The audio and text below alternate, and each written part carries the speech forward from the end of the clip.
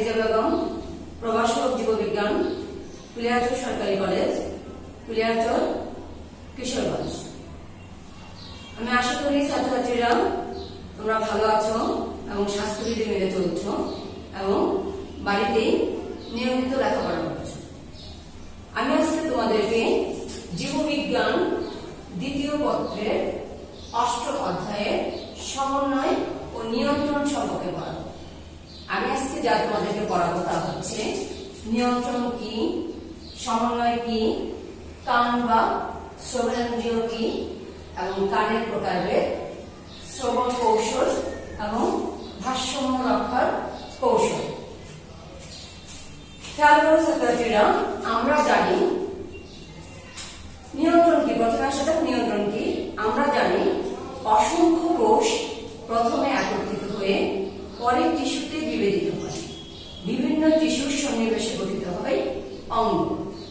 অঙ্গগুলো সময় মতো নিজ নিজ দায়িত্ব পালন করে বলে দেহের প্রত্যেকটি কাজ এত সুসম্পন্ন হয়।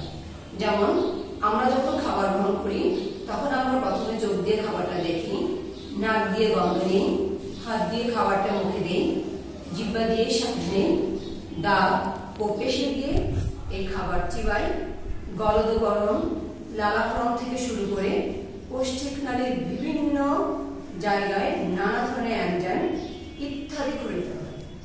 নিয়ন্ত্রণ ছাড়া এমন বিশাল কর্মযজ্ঞ সম্পন্ন হতে পারে। অবশ্যই এটাকে বিভিন্ন অঙ্গের নিয়ন্ত্রণ পরিচালিত হয়। এই হচ্ছে নিয়ন্ত্রণ। তারপরে খেয়াল করো সমন্বয় কি। বিভিন্ন অঙ্গতন্ত্রের পারস্পরিক সহযোগিতামূলক কাজের মাধ্যমে দেহের সকল কর্মকাণ্ড সুষ্ঠুভাবে সম্পূর্ণ হওয়ার প্রক্রিয়াকে সমন্বয় করে।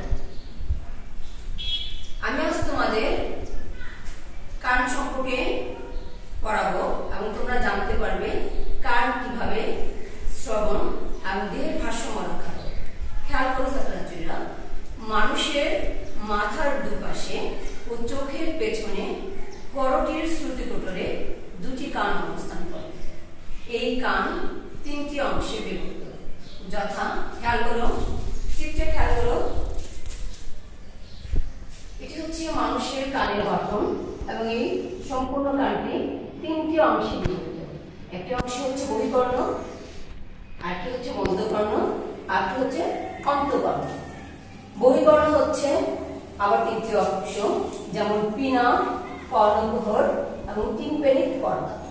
মধ্যকর্ণ 3টি অংশ নিয়ে গঠিত, যেমন ইউস্টেশিয়ান নালী, ছিদ্রপথ এবং কর্ণাস্থি। আর অন্তঃকর্ণ হচ্ছে পেডিকুলাস এবং সেকুলাস, এই অংশের সমন্বয়ে গঠিত। প্রথমে আসা যাক বহিকর্ণ। খেয়াল করো বহিকর্ণের কি। এটি হচ্ছে আমাদের কানের বাইরের দিক থেকে প্রথম অংশ এবং এটিও 3টি অংশে বিভক্ত। যেমন প্রথম অংশটি হচ্ছে পিনা বা কর্ণ ছত্র। এটি মাথার দুপাশে অবস্থিত ও তরুণাস্তে নির্মিত কানের বাইরে প্রসারিত ও লোমশ অংশ। এর অভ্যন্তরে পেশিতন্ত্র থাকলেও মানুষের কান নাড়াতে পারে না। কোন শব্দ যদি আমরা শুনতে চাই ভালোভাবে শোনার জন্য যে দিক থেকে শব্দ আসে সেদিকে আমাদের মাথাটা কানের ছিদ্রকে ঘোরাতে হয়, মাথা সহ কানের ছিদ্রকে ঘোরাতে হয়। শব্দ তরঙ্গ সংগ্রহ এবং কেন্দ্রীভূত করে বহি অডিটরি মিটারসে প্রেরণ করা হচ্ছে কি পিনার কাজ।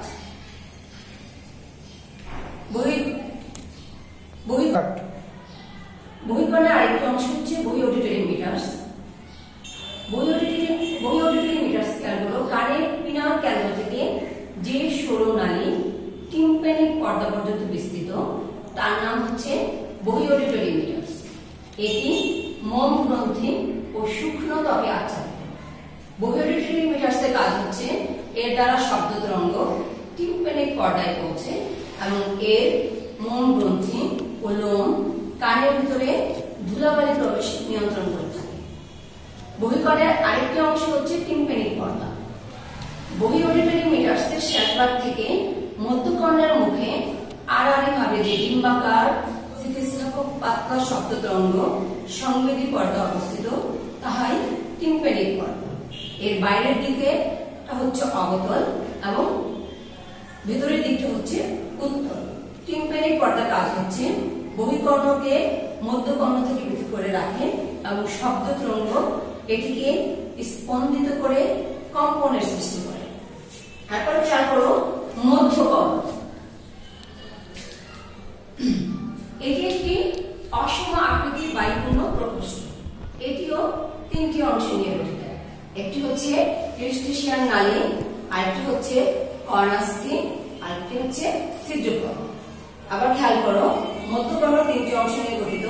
একটি হচ্ছে ইউস্টেশিয়ান নালী, আরেকটি হচ্ছে কর্ণাস্থি এবং তৃতীয়টি হচ্ছে ছিদ্রকর্ণ। প্রথমে আসছে ইউস্টেশিয়ান নালী কি? মধ্যকর্ণের নিচের দিক থেকে গলবিল পর্যন্ত প্রবর্তিত হয়ে যে সরু নালী অবস্থিত তার নাম হচ্ছে ইউস্টেশিয়ান নালী। ইউস্টেশিয়ান নালীর কাজ হচ্ছে টিম্প্যানিক পর্দার দুই পাশে বায়ুর চাপটাকে সমান রাখা। মধ্যকর্ণের আরেকটি অংশ হচ্ছে কর্ণাস্থি। এটি তিনটি ছোট অস্থি নিয়ে গঠিত। অস্থি তিনটি হচ্ছে মেলিয়াস, ইনকাস এবং স্টেপিস। মেলিয়াস হচ্ছে এর আকার অনেকটা হাতুড়ির মতো। এর এক প্রান্ত টিম্প্যানিক পর্দার সাথে এবং অন্য প্রান্ত পরবর্তী অস্থি ইনকাসের সাথে যুক্ত থাকে। ইনকাস কি দেখো, এর আকার নেহাই বা অ্যানভিল এর মতো এবং এটি মেলিয়াস এবং স্টেপিসকে যুক্ত করে। তারপর হচ্ছে স্টেপিস। এই অস্থিটি দেখতে ত্রিকোণা এবং এটি মানবদেহের সব থেকে ছোট অস্থি। এর একদিক ইনকাসের সাথে এবং অন্যদিক ফেনেস্টা ওভালেসের পর্দার সাথে আটকানো থাকে। মধ্যকর্ণের কাজ কি? এই কর্ণাস্থির কাজ হচ্ছে এই তিনটি অস্থি বহিকর্ণ থেকে আগত শব্দ তরঙ্গ অন্তঃকর্ণের দিকে প্রবাহিত করে। মধ্যকর্ণের শেষ অংশটি হচ্ছে ছিদ্রপথ। মধ্যকর্ণের প্রাচীরে দুটি ছোট ছিদ্রপথ থাকে। উপরের দিকে ডিম্বাকার ছিদ্রের নাম হচ্ছে ফেনেস্টা ওভালেস এবং নিচের দিকে গোল ছিদ্রের নাম হচ্ছে ফেনেস্টা রোটান্ডা। শব্দ তরঙ্গ এই ফেনেস্টা ওভালেসের মাধ্যমে অন্তঃকর্ণে প্রবেশ করে এবং ফেনেস্টা রোটান্ডার মাধ্যমে বের হয়ে আসে। আমি এতক্ষণ পড়ালাম তোমাদের কানের তিনটি অংশ। আমি পড়িয়েছি এতক্ষণ বহিকর্ণ এবং মধ্যকর্ণ। এখন আমি পড়াবো তোমাদেরকে অন্তঃকর্ণ সম্পর্কে। অন্তঃকর্ণ খেয়াল করো। অন্তঃকর্ণের প্রধান কাজ উদ্দীপনা সংগ্রহ করা এবং অন্তঃকর্ণ মানুষের করটির শ্রুতিকোটরে অবস্থিত এবং এর গঠনকে মেমব্রেনাস লেবিরিন্থ বলে। মেমব্রেনাস লেবিরিন্থ এর মূল দেহ ইউটিকুলাস এবং সেকুলাস নামক দুটি প্রকোষ্ঠ নিয়ে গঠিত। সেকুলাস কানের শ্রবণাঙ্গ এবং এটি আকারে ছোট এবং ইউটিকুলাস কানের ভারসাম্য রক্ষাকারী অঙ্গ এবং এটি আকারে বড়। প্রথমে আসা যাক সেকুলাস বা শ্রবণাঙ্গকে। শামুকের খোলকের মতো পেঁচানো একটি নালিকা শ্রবণের সাথে সংশ্লিষ্ট, যার নাম কক্লিয়া। এটি দুটি পর্দা বা ঝিল্লি দ্বারা তিনটি অনুদৈর্ঘ্য নালীতে বিভক্ত। উপরের পর্দাকে রেসনাস পর্দা এবং নিচের পর্দাকে বেসিলার পর্দা বলে। রেসনাস পর্দার উপরের প্রকোষ্ঠকে ভেস্টিবুলার নালী বলে এবং বেসিলারি পর্দার নিচের প্রকোষ্ঠকে টিম্প্যানিক নালী বলে এবং মধ্যবর্তী প্রকোষ্ঠকে কক্লিয়ার নালী বলে, যা রেসনাস ঝিল্লি এবং বেসিলারি ঝিল্লি দ্বারা আবদ্ধ থাকে। কক্লিয়ার শেষ প্রান্তে ভেস্টিবুলার নালী এবং টিম্প্যানিক নালী সংযুক্ত থাকে। কক্লিয়ার নালীর অভ্যন্তরে মূল শ্রবণাঙ্গ অর্থাৎ অর্গান অফ পটি অবস্থিত এবং অর্গান অফ পটি শুকনো সংবেদী লোমকোষ নিয়ে গঠিত এবং অডিটরি স্নায়ুর নিউরনের সাথে এটি সংযুক্ত থাকে। সেকুলাস শ্রবণাঙ্গের কাজ হচ্ছে শব্দ তরঙ্গ হতে শ্রবণ উদ্দীপনা গ্রহণ করে স্নায়ুর মাধ্যমে মস্তিষ্ক প্রদান করে। এরপর খেয়াল করো অন্তঃকর্ণের আরেকটা অংশ হচ্ছে ইউটিকুলাস বা ভারসাম্য অঙ্গ। ভারসাম্য অঙ্গকে ভেস্টিবুলার অ্যাপারেটাস বলে। এর মূল অংশ ইউটিকুলাস। তাছাড়া সেকুলাস এবং তিনটি অর্ধবৃত্তাকার নালী দেহের ভারসাম্য নিয়ন্ত্রণ করে। ইউটিকুলাস এবং সেকুলাস অ্যান্ডোলিফীয় পূর্ণগ্রহবর, যার অভ্যন্তরে সেকুলা নামক অঙ্গ থাকে এবং সেকুলাই সংবৃতি লোমকোষ থাকে এবং লোমকোষগুলো ক্যালসিয়াম কার্বনেট কণিকা সমৃদ্ধ অটোলিথিক মেমব্রেনে দৃঢ়ভাবে গেঁথে থাকে। এই অর্ধবৃত্তাকার নালীগুলি ইউটিকুলাস থেকে বিকশিত হয়ে একটি অনুভূমিকভাবে এবং অপর দুটি উলম্বভাবে অবস্থান করে। নালীগুলি অ্যান্ডোলিফীয় পূর্ণ এবং যার মধ্যে সংবৃতি কোষ ও রোম থাকে। ইউটিকুলাস বা পার্শ্ববঙ্গের কাজ হচ্ছে দেহে অবস্থানের অনুভূতি বৃদ্ধি করা এবং দেহের ভারসাম্য রাখা। সম্মিলিতভাবে ইউটিকুলাস, সেকুলাস ও অর্ধবৃত্তাকার নালীগুলো দেহের ভারসাম্য রক্ষা করে থাকে। কক্লিয়ার অর্গান অফ, একবার খেয়াল করো, আমরা পড়াবো, এতক্ষণ আমি পড়ালাম কানের তিনটি অংশ, বহিকর্ণ, মধ্যকর্ণ এবং অন্তকর্ণ। আমি এখন পড়াবো শ্রবণ ও ভারসাম্য রক্ষায় কানের কি ভূমিকা। প্রথমে আসা যাক শ্রবণ কৌশল। আমরা কোন কৌশলে শুনে থাকি? শ্রবণ কৌশল হচ্ছে পিনায় সংগৃহীত শব্দ তরঙ্গ বহি অডিটরি মিটারসে প্রবেশ করে টিম্প্যানিক পর্দাকে আঘাত করলে তা কেঁপে ওঠে।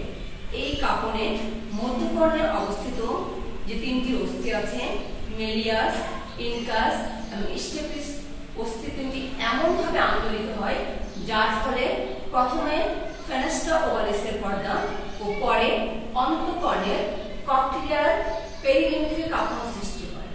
পেরিলিম্ফিক কাঁপন হলে কক্লিয়ার অর্গান অফ কটির সংবৃতি লোমকোষগুলো উদ্দীপ্ত হয়ে স্নায়ু আবেগের সৃষ্টি করে। এই আবেগ অডিটরি স্নায়ুর মাধ্যমে মস্তিষ্কের শ্রবণ কেন্দ্রে বাহিত হলে মানুষ শুনতে পায়।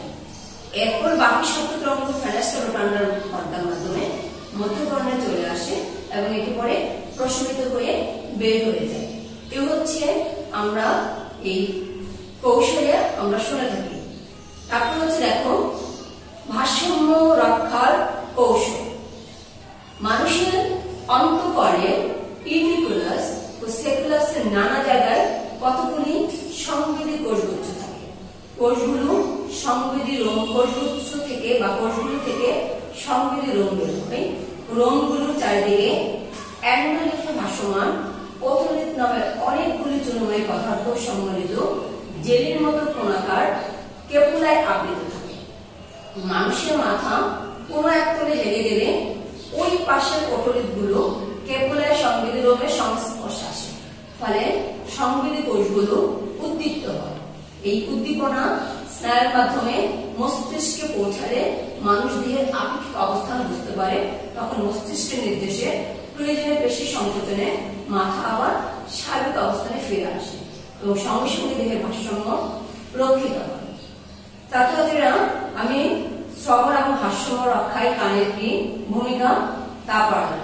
আমি তোমাদেরকে কানের গঠন, শ্রবণ কৌশল এবং ভারসাম্য রক্ষা কিভাবে হয় সেটা আমি এখন চিত্রের মাধ্যমে করে দেখাচ্ছি, তোমরা খেয়াল করো। মানুষের কানের গঠন। সম্পূর্ণ কানকে তিনটি অংশে বিভক্ত করা হয়। একটি হচ্ছে বহিকর্ণ, একটি হচ্ছে মধ্যকর্ণ, একটি হচ্ছে অন্তঃকর্ণ। বহিকর্ণে তিনটি অংশ, পিনা, কর্ণকুহর এবং টিম্প্যানিক পর্দা। মধ্যকর্ণ তিনটি অংশ নিয়ে গঠিত। প্রথমটি হচ্ছে ইউস্টেশিয়ান নালী, দ্বিতীয়টি হচ্ছে কর্ণাস্থি অর্থাৎ কানের অস্থি। কানের অস্থি আবার তিনটি, একটি হচ্ছে মেলিয়াস, আরেকটি হচ্ছে ইনকাস, আরেকটি হচ্ছে স্টেপিস। আর ছিদ্রপথ হচ্ছে দুটি। উপরের দিকটাকে বলা হয় ফেনেস্ট্রা ওভালিস আর নিচেটিকে বলা হয় ফেনেস্ট্রা রোটান্ডা। অন্তঃকর্ণ খেয়াল করো, তরলে পূর্ণ, এটি হচ্ছে অর্ধবৃত্তাকার নালী। আর এই অংশটাকে বলা হয় ইউটিকুলাস এবং এই অংশটাকে বলা হয় সেকুলাস এবং এই যে শামুকের গঠনের মতো কক্লিয়া এবং এই অংশটাকে বলা হয় ভেস্টিবুলো কক্লিয়ার স্নায়ু। এই হচ্ছে অন্তঃকর্ণের গঠন। অন্তঃকর্ণটাকে আবার খেয়াল করো, এই হচ্ছে অন্তঃকর্ণ, শামুকের ন্যায় গঠন, এটাকে বলা হয় সেকুলাস, এবং ককলিয়া এটা হচ্ছে শ্রবণের সাথে সংশ্লিষ্ট অঙ্গ। আর অর্ধবৃত্তাকার নালী এবং এর নিচে যে একটু ফাঁপা স্ফীত অংশ, এটাকে বলা হয় অ্যাম্পুলা, এবং এই অংশটির নাম হচ্ছে ইউটিকুলাস। এটি হচ্ছে এই অন্তঃকর্ণের এই অংশটি হচ্ছে দেহের মাথার বা দেহের ভারসাম্য রক্ষার সাথে সংশ্লিষ্ট। তারপর খেয়াল করো, কানের ভেতর শব্দ তরঙ্গের গতিপথ, আমাদের কানে কিভাবে শব্দ তরঙ্গ প্রভাবিত হয় খেয়াল করো। এই হচ্ছে কানের বাহিরের অংশ অর্থাৎ পিনা। পিনার মাধ্যমে শব্দ তরঙ্গ সংগৃহীত হয় হয়ে টিম্প্যানিক পর্দায় আসে। এই অংশটাকে বলা হয় বহিকর্ণ। টিম্প্যানিক পর্দা থেকে মধ্যকর্ণে আসে। মধ্যকর্ণের কি আছে? মধ্যকর্ণের আবার তিনটি অংশ আছে, একটি হচ্ছে কর্ণাস্থি, ইউস্টেশিয়ান নালী, আরেকটা ছিল ছিদ্রপথ। এই হচ্ছে মানে কর্ণাস্থি, কর্ণের তিনটি অস্থি, একটি নাম হচ্ছে মেলিয়াস, আরেকটি হচ্ছে ইনকাস, আরেকটি হচ্ছে স্টেপিস। এর মাধ্যমে এসে এই ছিদ্রপথে হয় ফেনাস্টোবালাসের মাধ্যমে কি করে শব্দ মধ্যকর্ণ দিয়ে অন্তঃকর্ণের দিকে প্রভাবিত হয়। সেটা হচ্ছে স্ক্যালা মিডিয়া, মানে অ্যান্ডোলিফে পূর্ণ স্ক্যালা মিডিয়া, তারপর হচ্ছে হেলিকোট্রিমা হয়ে, তারপর হচ্ছে পেরিলিম্ফের পূর্ণ স্ক্যালা টিম্প্যানি, সেখান থেকে আসে বেসিলারি ঝিল্লি হয়ে সংবেদী কোষ হয়ে এখানে এসে ফেনাস্টা রোটান্ডার মাধ্যমে কি হয় শব্দ বের হয়ে যায়। যখন শব্দ এই মানে ফেনাস্টা ওভালেসের মাধ্যমে ভিতরে প্রবেশ করে তখন কি হয় কম্পনের সৃষ্টি হয়, এবং এই কম্পনের মাধ্যমে বা সংকেত মস্তিষ্কে প্রেরণ করলে আমরা শুনতে পাই, এবং বাকি যে শব্দের যে অবশিষ্ট অংশ সেটা ফেনাস্টা রোটান্ডার মাধ্যমে বের হয়ে আসে। এই হচ্ছে কানের ভিতরে শব্দ তরঙ্গের গতিপথ। তারপরে খেয়াল করো ভারসাম্য রক্ষা, আমাদের দেহে কিভাবে ভারসাম্য রক্ষা হয়। দেখো, মাথা স্থির অবস্থায় এই হচ্ছে মানে সংবেদী কোষ, অর্ধবৃত্তাকার নালী, ভেতরে হচ্ছে সংবেদী কোষ, এটি হচ্ছে অ্যান্ডোলিফে ভাসমান, এই অংশটাকে বলা হয় ক্যাপোলা, এবং এই স্থিত অংশটাকে বলা হয় অ্যাম্পোলা। মাথা যখন স্থির অবস্থায় থাকে তখন সংবেদী কোষগুলো এরকম সোজা থাকে, মানে ক্যাপোলায় এরকম সোজা থাকে। মাথা যখন কোনো কারণে হেলানো অবস্থায় হয়ে যায় তখন এই সংবেদী কোষগুলো ক্যাপোলায় গিয়ে মানে ক্যাপোলার সঙ্গে স্পর্শে আসে, তখন সংবেদী রোমের উদ্দীপনার সৃষ্টি হয়, এবং এই উদ্দীপনা মস্তিষ্কে প্রেরণ করে, এবং মস্তিষ্কে প্রেরণ করলে মস্তিষ্কের নির্দেশ অনুযায়ী হেলানো মাথা আবার পূর্বের অবস্থা অর্থাৎ মাথার স্থির অবস্থায় ফিরে আসে। এভাবেই আমাদের দেহের ভারসাম্য রক্ষার কান ভূমিকা রেখে থাকে। ছাত্রছাত্রীরা, আজকে এই পর্যন্তই। আমি আবার অন্য বিষয় নিয়ে তোমাদের সামনে উপস্থিত হব। আজকে এখানেই শেষ করছি। আল্লাহ হাফেজ।